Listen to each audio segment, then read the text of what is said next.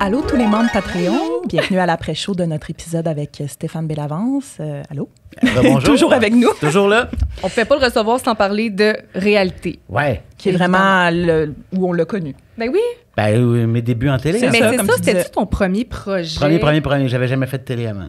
Wow. Puis tu sortais de l'école de théâtre, comme tu disais. Ça fait un bout. Ça OK. faisait presque 4 ans que j'étais sorti. J'étais sur le bord d'être découragé. Je gagnais pas ma vie avec mon métier. Je capotais. J'avais même pris un 3 mois sabbatique du restaurant où je travaillais parce que j'avais pas moyen de prendre un an en me disant je vais être un acteur 24 heures sur 24 durant ces 3 mois-là au moins. Tu sais. Puis l'audition pour Réalité TV, pour une nouvelle chaîne qui allait s'appeler Vrac TV, est arrivée. Fait que j'ai vu ça comme un signe. Je me suis préparé comme j'ai jamais été préparé dans ma vie.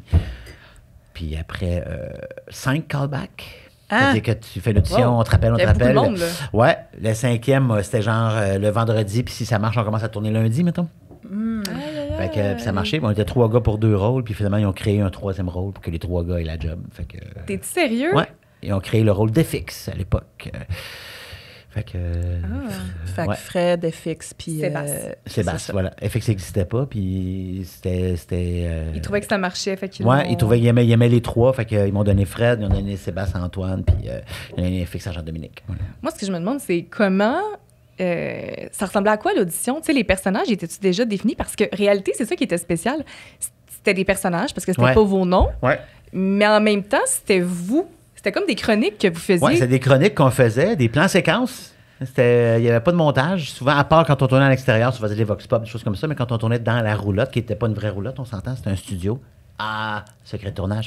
Encore, là? Ben ouais, après une fausse roulotte. Puis on tournait, c'était des plans séquences de 3, 4 ou 5 minutes, tout dépendant de la longueur de la chronique.